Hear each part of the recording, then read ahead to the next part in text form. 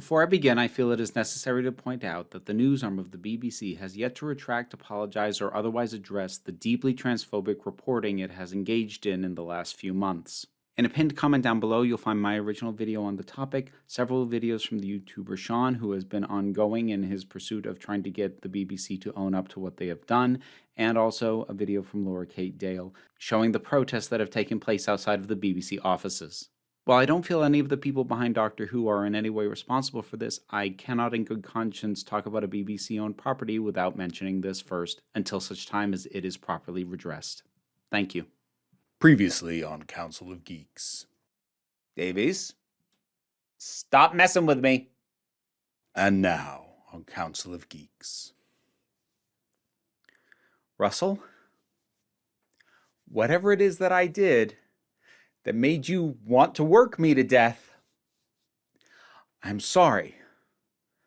I am so sorry.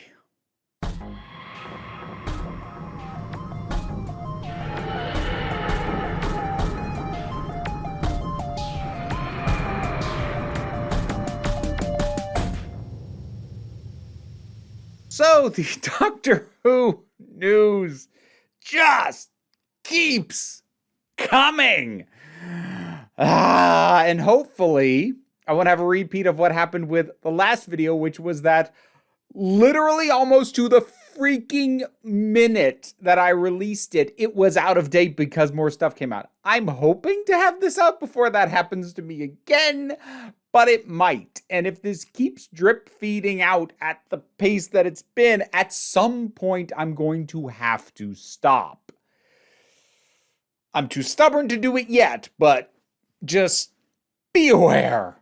I am trying to get other things done this week besides quick turnaround Doctor Who videos. But my supposition in the last video that the reason for announcing the return of David Tennant and Tennant Tate to the show happening when it did probably was to get ahead of them actually starting shooting and being photographed on set was completely validated by the fact that we have now started getting photographs showing up of these actors, in particular, at a TARDIS and in some slightly modified costumes. I'll get to some of this. If you're here for speculation, I'm going to do a little, not a ton. Mainly because I'm seeing a lot of speculation already running rampant to the fact that I'm seeing people spawning theories that are spin-offs of other people's theories, which are based off information that they're treating as fact, which is not confirmed. So I'm not going very far down that rabbit hole. But I will absolutely talk about what we know and some of the base level possibilities of what it may or may not mean. David Tennant, Tennant Tate already announced. We now have photographs of them on set. It's interesting that Tennant, while in a very 10th Doctor-esque outfit, it's not a perfect match for any of his previous costumes, which would seem to indicate that this is less likely to be a missing story, something that happened with the Doctor and Donna during their time together that we just hadn't seen before. There's also another indication that makes that unlikely, which is that we have confirmed, spotted on set, Wilf. Bernard Cribbins is back. Now, this actually makes a heck of a lot of sense, because if you're bringing Donna back, Wilf is very tied to him, and they both shared the same last episode appearing in the show. Now, Wilf being there makes it even less likely that this was a story that sort of took place during the original time in which we know the Doctor and Donna were traveling, because we have a much cleaner idea of when Wilf was traveling with the Doctor, and it was very limited in scope. And also given the fact that we see Wilf here making use of a wheelchair, I couldn't really find anyone saying for certain whether that was simply a mobility aid to Cribbins himself, or if that was actually like something that was, just to get him from set to set or what have you, or if they are actually having Wilf as a character be in a wheelchair. I don't know. But if as a character Wilf is in a wheelchair, that would be another thing to indicate more time having passed from last time we saw them, since Wilf was not making use of a wheelchair when we saw him previously. So this seems to have, I'm not going to say one with 100% certainty, but pretty firmly eliminated one of the previous possibilities of exactly how the Doctor and Donna and now Wilf are being integrated into this new story, still presumably the 60th anniversary special. So that's the first thing. I'll touch on briefly, some people have speculated that the Doctor's altered outfit might make this the Meta-Crisis Doctor, which that's possible, though the Meta-Crisis Doctor, in terms of where he was left off, was most tied to Rose Tyler. We'll come back to news regarding a character named Rose. Hold on, I've got a lot to get through here. It is true that the Meta-Crisis Doctor also came out of the situation that resulted in the Dr. Donna and what happened with Donna Noble. So it's not completely out of the realm of possibility that this could be the Meta-Crisis Doctor, although if it is the Meta-Crisis Doctor, the glaring question is, if he's here, where's Rose? Or at least, where's Billie Piper as Rose? Which brings us to the second thing to talk about, which is that Yasmin Finney, who is an actress I'm not familiar with, she's apparently on Heartstoppers, which is another show that people have told me I should watch. But again, like, it's a high school friggin' thing. I don't enjoy watching high school movies or shows. I'm sure they're good. But I'm not in a headspace where I can relate to that kind of everything is the most dramatic thing in your life ever mentality. I remember being it in reality. I don't find it entertaining to dip back into that space. So no, I haven't seen Heartstoppers. I don't currently plan to see Heartstoppers. However, Yasmin Finney is best known for that series at present, and she is confirmed to be playing a character named Rose. Now, it's very important that you understand that, at the very least, at the time of my speaking, she is only confirmed to be playing a character named Rose. That is it. I've seen numerous supposed news outlets falsely report that she's confirmed to be Rose Tyler, which she's not. Might she be? Might she be some kind of alternate version of Rose Tyler? Yes, that's not out of the realm of possibilities. That is not confirmed. For people who have been paying attention to the fact that that is not confirmed, the second most popular theory is that this Rose is Donna's daughter. Because you'll recall, Donna got married at the end of The End of Time Part 2. Now, the timeline, it's a little squishy if this is Donna's daughter, but not horrendously. So Yasmin Kinney is herself 18, 19, round about there. So that is more time than has passed. It's been about 12 years, and it'll have been, by the time this airs in 2023, 13 years from the last time we saw Donna, and she did not appear to be pregnant at her wedding.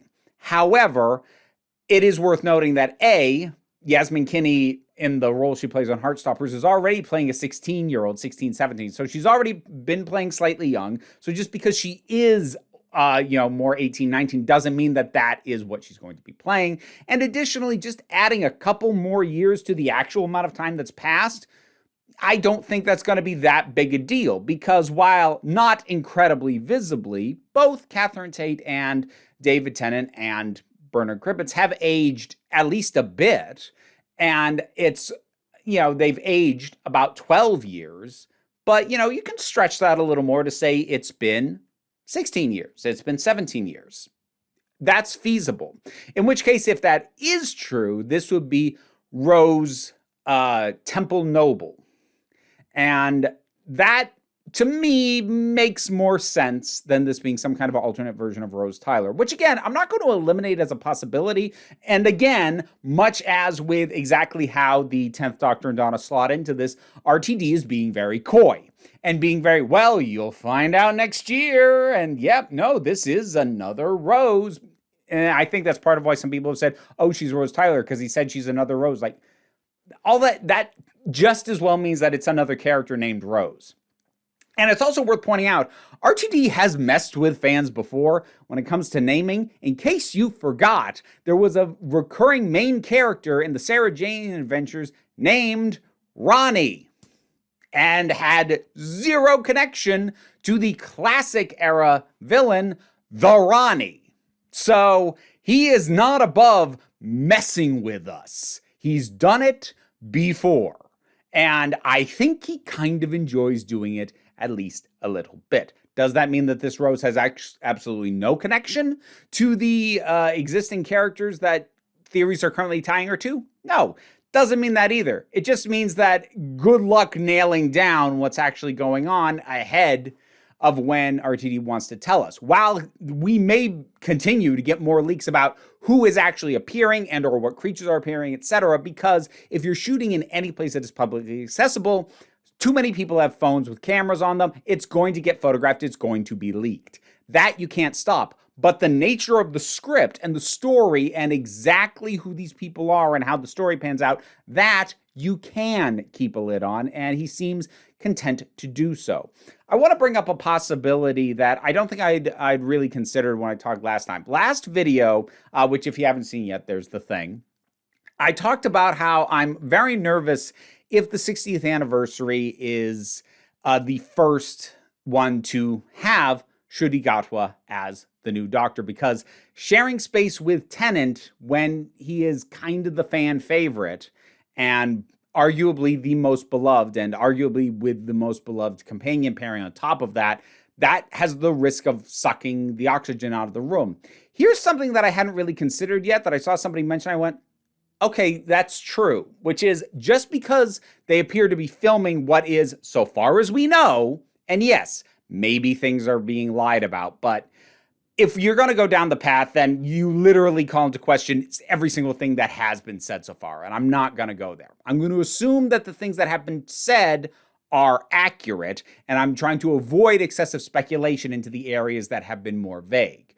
But in any case, it is possible that even if they are currently shooting the 60th anniversary special, that does not necessarily need to be the next one, because they may have moved up the shooting for, at the very least, this section of the 60th anniversary special, because David Tennant especially is really busy.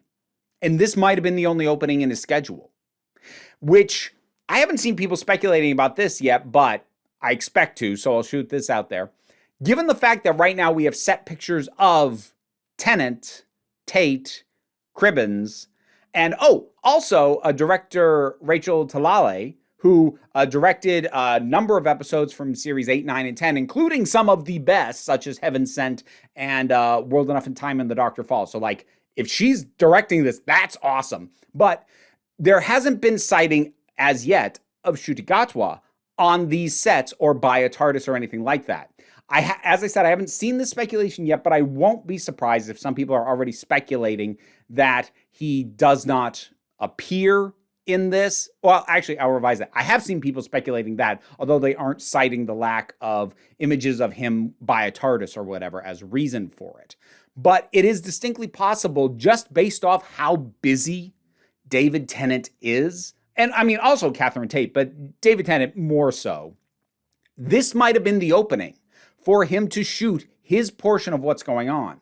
And it's distinctly possible not only that Ncuti Gatwa is going to be filming his parts separately in a different location or at a later date, but there's enough time between now and when this is supposed to air for them to script and shoot at least another special. And I'm kind of holding out hope for that to be the case. I am very excited to see what we're going to get with this new Doctor, and I really don't want to see the oxygen sucked out of the air by the presence of the fan favorite Doctor. So that I'm kind of holding on a little hope for that the reason that the 60th is being shot now, which seems like pretty well ahead of things, is because of scheduling, which might open up possibilities of stuff to happen between then and now. And yes, I'm still seeing the rampant speculation that no, Whittaker will regenerate into Tennant, and then Tennant will later regenerate into Gatwa, which still makes absolutely no sense to me. It makes zero sense, and would be a really terrible idea, because you regenerate into Tennant, whether he be the 10th Doctor again or some new 14th Doctor, but then only get like one special out of them before the next person comes in. Like, that's just a terrible idea. You're just going to tick off all the people who wanted him to stick around. You have to present it as a special, and having like this weird, like they got away with the Mayfly kind of doctor thing with the War Doctor, but that's because we already knew who came after. We were backfilling somebody in between. It's not like we watched somebody regenerate into John Hurt and then after one special regenerate into somebody else. He was slotted into existing stuff, so it's not the same thing. I suppose the other thing that's worth addressing, I have really nothing in particular to say about it, but I think for me, especially, it'll be a glaring omission if I don't say it, which is that Yasmin Kinney is a trans woman. That does not mean that she is playing a trans character. We don't know that either way.